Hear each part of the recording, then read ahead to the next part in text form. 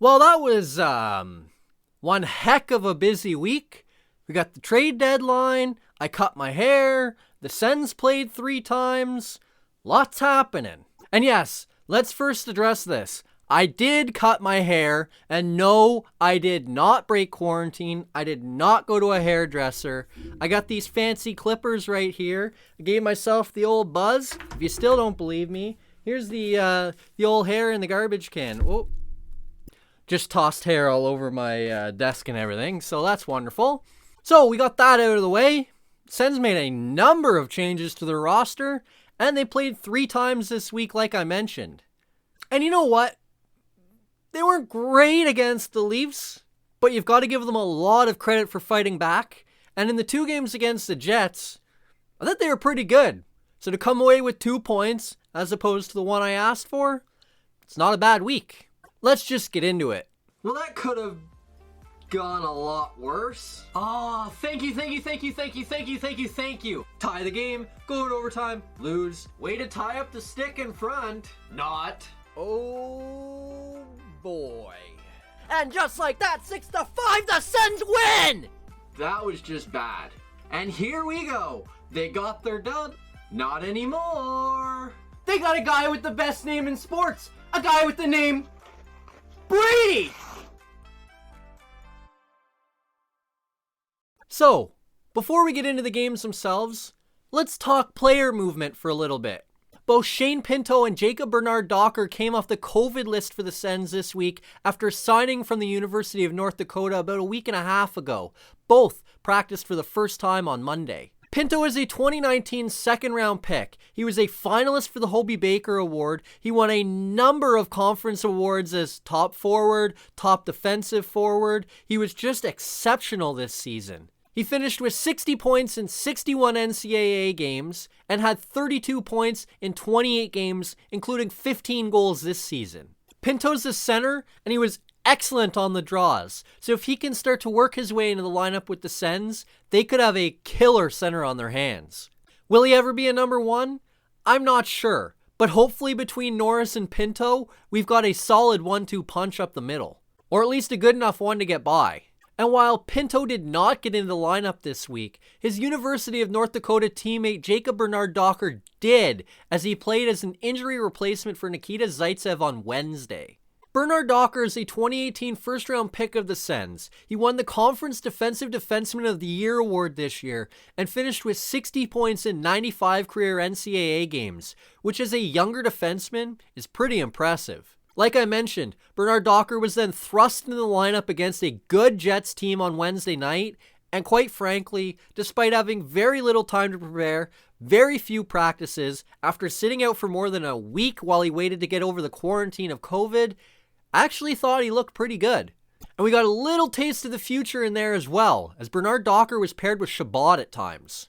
I saw that lineup and I thought, yes, please! Aside from that, Matt Murray returned off injured reserve for his first start in 35 days, and the Sens acquired Victor Mete off waivers from the Montreal Canadiens. Mete is still a young 22-year-old defenseman who was a 4th-round pick of the Canadiens in 2016. He has 34 points in 187 games. He won't score a ton of goals, but he can move the puck and he can skate. He fell out of Montreal near the end, and I think he just needed a change of scenery, so I'm hoping this move to Ottawa is going to create big things for Mete. One of the big things the Sens struggled with this season was having too many big, lumbering defensemen that just couldn't move the puck well enough. Mete should help alleviate some of that issue. And speaking of having big, lumbering defensemen, the Sens actually really rectified that issue with this year's trade deadline, moving out 3 defensemen. Late on deadline day, the Sens moved defensive defenseman Eric Goodbranson to the Nashville Predators in exchange for a 7th-round pick and Brandon Fortunato. Goodbranson was acquired from the Anaheim Ducks in the fall in exchange for a 5th-round pick. Maybe it's just me, but if you acquire a guy for a 5th-round pick and trade him for some minor league guy in a 7th-round pick, that seems like a bit of a loss to me. Now you could argue, yeah, but the Sens got some value out of Goodbranson while he was there. Well, maybe. I mean, he finished with 1 goal and 3 points, but he wasn't really brought there to be that. He was brought there to be a big, mean defenseman who could provide some leadership. Well, he wore a letter for the team for a while, so okay, sure, he provided some leadership.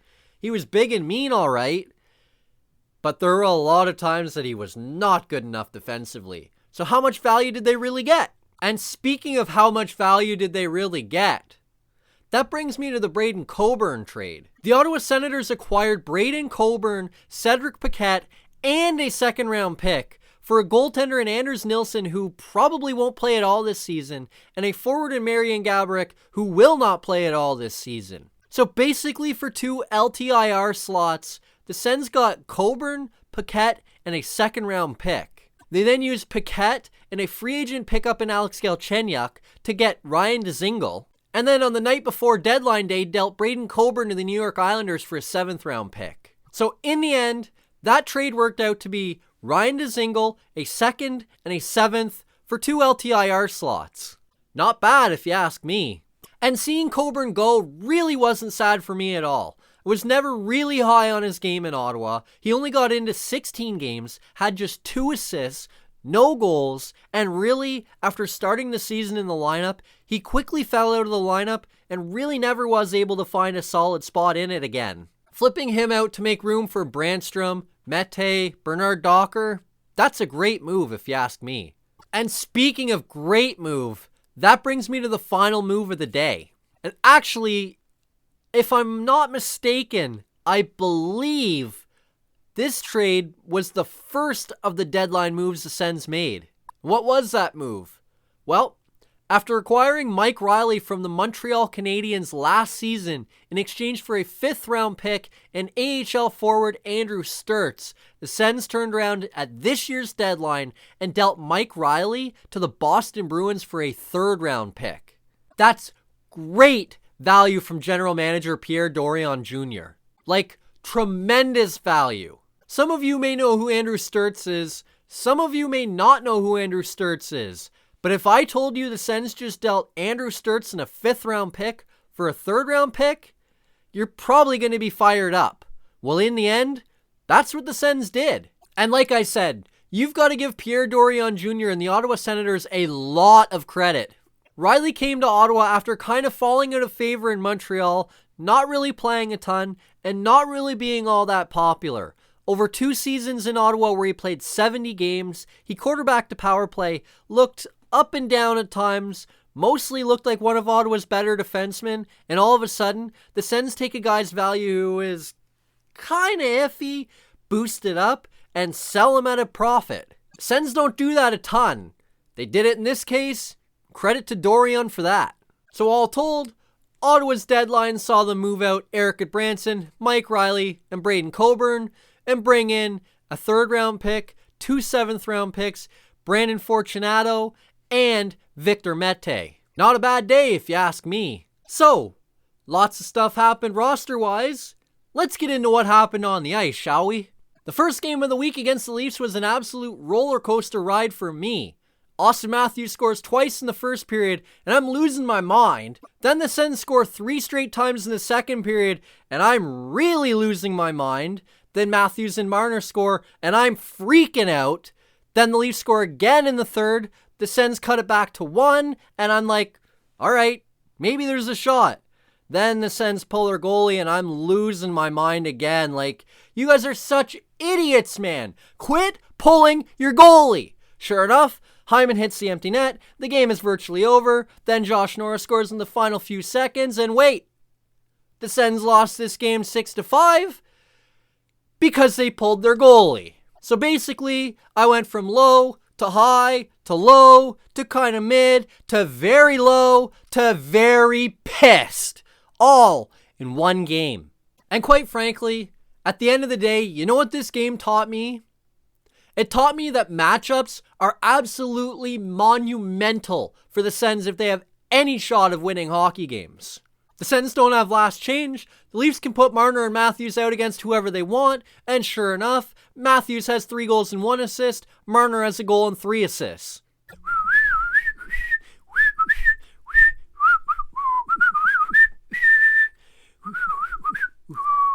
So the Sens lost to the Leafs. That sucks. They lost on an empty net goal. That's awful.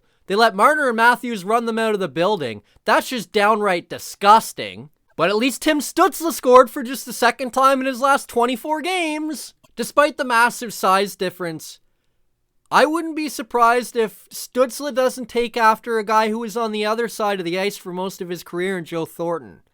The fact Stützle scored in this game was nice. But quite frankly, based on what I've seen from his shot this year, it doesn't terrify me, and I think this guy's going to be a playmaker.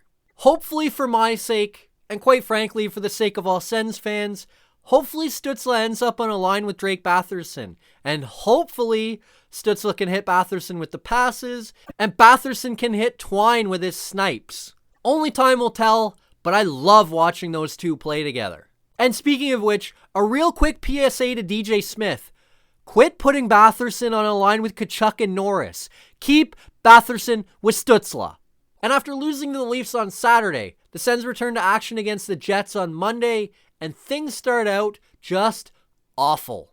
Kyle Connor scores 5 minutes in, Nikolai Ehlers scores 8.5 minutes in, and the Jets take a 2-0 lead early in this hockey game. And I'm sitting there going, holy man, it's going to be one of these kind of nights, is it? But less than 3.5 minutes later, Brady Tkachuk scores on the power play to cut the lead to 1, and before the period's over, Connor Brown scores his franchise record 8th straight game to tie the game at 2 going to the first intermission. The game stays that way until the third, when Connor Hellebuyck throws out a terrible rebound. Evgeny Dadonov jumps on it, buries it in the back of the net, and the Sens never look back. Brady Tkachuk then goes total I put the team on my back mode, bats the puck out of midair at the blue line, blows by the Jets defender, races in all alone, snipes one by Hellebuyck to put the game away and give the Sens a 4-2 win. Brady Tkachuk scores twice, the Sens get some lucky bounces, but the most important takeaway from this game is the franchise record. 'Cause he's bad, bad, Connor Brown, baddest man in the whole downtown, badder than a whole King Kong, meaner than a junkyard dog. That's goals in 8 straight games for the bad, bad man that is Connor Brown, and from now on, he will be forever remembered as the franchise record holder for goals in straight games. Step aside, Drake Batherson. Step aside, Danny Heatley, Jason Spezza, Daniel Alfredson. You're all been passed. 'Cause he's bad, bad, Connor Brown, baddest man in the whole downtown, badder than a whole King Kong, meaner than a junkyard dog. I started singing that song after Brown scored in his first of the 8 straight games. He didn't score in the last game of the week, so I didn't get to sing it. I just made up for it by singing it twice here. Anything I can do to keep that streak alive, I'm gonna do it. And that brings me to the final game of the week, where unfortunately the streak was in fact snapped. Nick Paul scored barely a minute into the first period to give the Sens an early lead, but Mark Scheifele scored less than 2 minutes later to tie it up. The game stayed that way until the third, when Matthew Perreault and Trevor Lewis scored back-to-back goals to give the Jets a 3-1 lead. Josh Norris scored a late power play goal to cut it to 3-2, but it was too little too late as the Jets skate away with a 3-2 win. So in both of the Sens' losses this week, they scored late to cut the lead to 1, and both times it was Josh Norris. Norris seems to score a lot of late goals. I don't know if that's because the pressure's off or if he's a big-time player, but whatever the case may be, I hope he scores a lot more goals. And if it is because he's a big-time player, just wait until playoff time for this Sens team. Not that they're going this year, but this club is going to be a wagon. Just ask the Hockey News. And speaking of which, I do have a copy coming. I have not read it yet, but I understand in it, the Sens are predicted to win the Stanley Cup, not be a contender, but actually win it within the next 5 years. That is one bold prediction, especially when nobody's quite sure what's going to happen with the goaltending. And speaking of goaltending, that brings me to the 3 stars. And while Murray and Forsberg were both pretty solid this week, neither goaltender is making the 3-star list. All right, so 3 stars of the week. Been a common theme among the 3 stars the last few weeks. We've gone quite a bit younger. I think 5 of the last 3 stars have been younger Sens players. This week, that trend will continue. This week's 3rd star is a young center who is asked to do a lot for this team. Mentioned it before. He's up and down a lot, But quite frankly, he's able to produce while playing some pretty brutal minutes. Did that again this week, and so for that reason, this week's third star is Ottawa Senators forward Josh Norris. It was a bit of an interesting week for young Norris. He played against the Leafs in the first game of the week, and much like the whole team, Matthews and Marner just killed him. He finished that game a -4, was then a -2 combined in the final 2 games of the week to finish -6. Doesn't look great on him, although it wasn't entirely his fault, and despite being -6, he still put up 4 points, including 2 goals and 2 assists in 3 games. He also played over 17 minutes a game, which for a young player playing against some pretty tough competition, those are some pretty good numbers. Again, I thought Norris was victimized at times. I thought he had some good moments at times. But for a young player, he's playing pretty well. He had another solid week, and so for that reason, this week's third star is Ottawa Senators forward Josh Norris. And that brings me to star number 2. Has this guy looked great this season? No. But I think he has been so unfairly criticized for things that aren't exactly his fault. So this week, I'm putting him in the 3 stars just to defend him. And so for that reason, this week's second star is Ottawa Senators defenseman Thomas Chabot. As a defenseman, he put up 4 points in 3 games. What a plug! He played almost 28 minutes a night.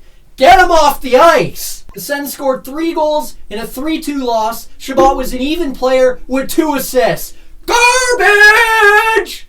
Like, I'm serious. I'm in quite a few Facebook groups, and I check out Reddit and Twitter and all of these things, and all I ever see on there is Chabot hate. People hate this guy because he's not Erik Karlsson. Okay, fine. But one of the things my buddy and I, especially my buddy, says all the time is, yeah, Chabot's got Brady Tkachuk at the beginning of his career, Josh Norris at the start of his career, Tim Stützle at the start of his career, Drake Batherson at the start of his career. Those are the guys he's got.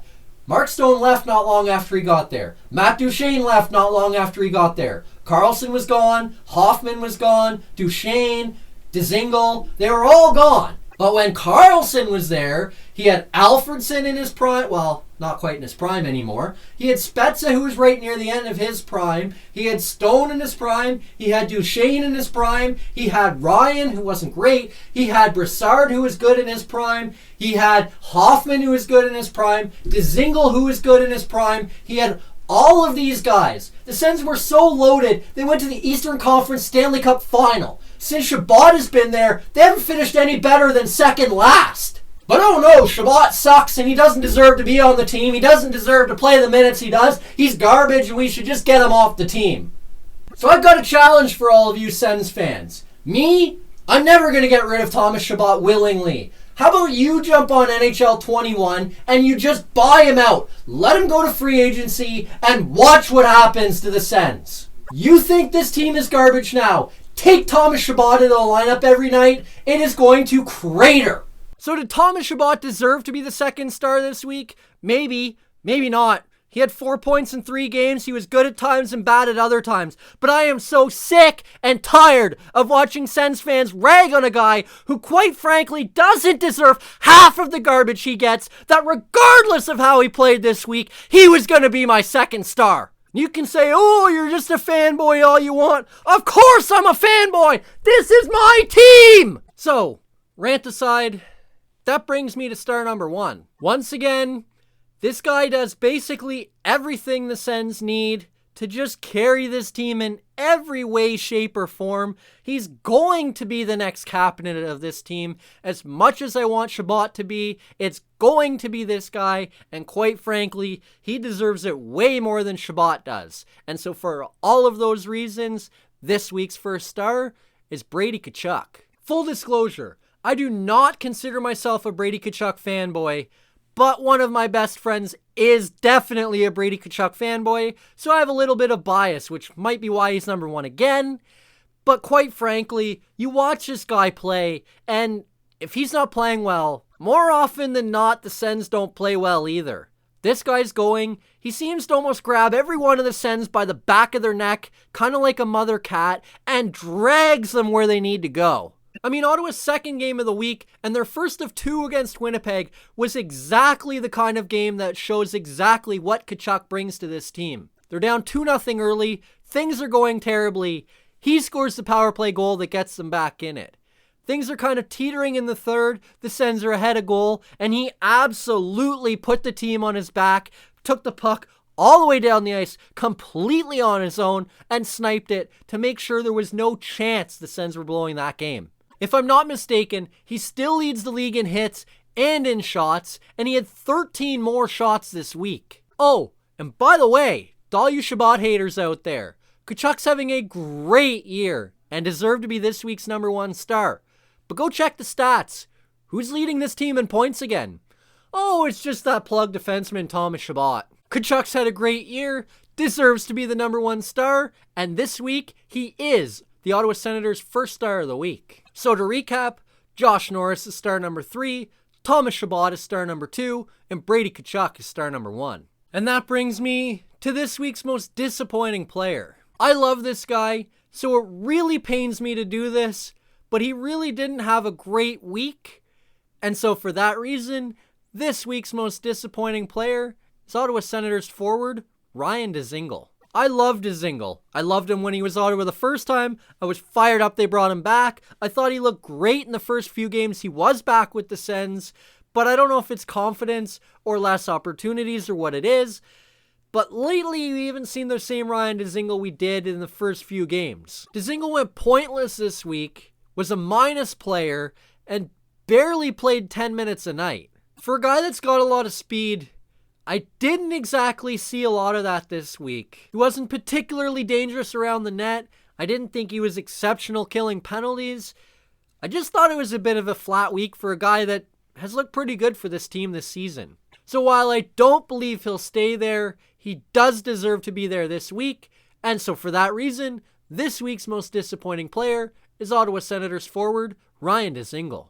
And that brings me to the week ahead for the Sens. And quite frankly, it's not entirely clear what that week ahead is going to look like. Currently, the Sens play 3 times this week, all on the road, as they visit Montreal Saturday at 4, Calgary Monday at 9, and Vancouver Thursday at 10. But the COVID situation with the Canucks has got entirely more difficult of late, as the NHL announced yesterday being Thursday, that the Canucks will be suspended indefinitely again, with a new schedule expected to be released today, being Friday. I'm recording this at about 2 o'clock, and I still haven't seen that schedule yet, so it could change, but currently, the Sens have Vancouver Thursday at 10. And so for the first time, I think all season, the Sens play 3 times this week against 3 entirely unique and different opponents. So, Sens play 3 times this week, all on the road, starting Saturday afternoon at 4 against the Montreal Canadiens, a team the Sens have actually had quite a bit of a success against so far this season. The Sens are 4-3 against Montreal, including a 6-3 drubbing of the Canadiens 2 Saturdays ago. The Habs had won the previous 2 contests 7-2 though. Although, since these 2 teams last met, the Canadiens have just 2 wins in their last 6 games and play 2 back-to-back games starting Friday night against Calgary. This could be serious advantage Ottawa. Now they've got to go out there and take advantage. And speaking of take advantage, the Sens then visit Calgary on Monday evening. And if Ottawa's going to take advantage of any team, it would be Calgary, as the Sens have dominated the Flames so far this season, winning 5 of the first 7 games. The Sens have won 3 straight against the Flames team that is starting to catch fire a little bit, as they've gone Edmonton, Toronto, Montreal wins in each of their last 3 games. That's 3 of the top 4 teams in their division. They've beat them all. Let's hope this is a matchup thing, and the Sens can pick up another dub. And that brings me to the final game of the week. And after playing a Calgary team the Sens have absolutely dominated, they've got to play a Vancouver team that has absolutely dominated the Sens. The Sens and Canucks have played 5 times so far this season. The Sens have 0 wins in those 5 games. And while the Sens should have a little bit of confidence against Vancouver, having lost 3-2 in overtime and 3-2 in a shootout in their last 2 games, quite frankly, they really shouldn't have a lot of confidence at all, despite Vancouver coming back from COVID, because the Sens and Canucks have played 3 times in Vancouver so far this season. The Sens have been outscored 16-3 in those games. They've lost 7-1, 5-1, and 4-1. None of the games were close. So if the Sens are going to pick up a win, they're going to need to take advantage of a Vancouver team that is probably still reeling from COVID. It's not great to be preying on another team's illness, but that's the position the NHL has put everybody in. So here we are. So that's 3 games against 3 different teams in 3 different time zones in 3 different buildings. Let's ask for 3 points. Let's see if you can figure out a way to get one of Montreal or Vancouver in overtime and then beat Calgary or some combination of there. But I'm going to go out on a limb here. I'm going to ask that you get half out of the 6 points available and you pick up 3. We'll see how well that request goes. That's it for this video. Hit like if you liked it, subscribe to the channel if you haven't already, share it with anybody you know, and let me know down below. What did you think of my choices for the 3 stars this week? How have you felt about Chabot's play so far this season? Let me know down below, and we'll see you next Saturday after 3 straight road games. I think.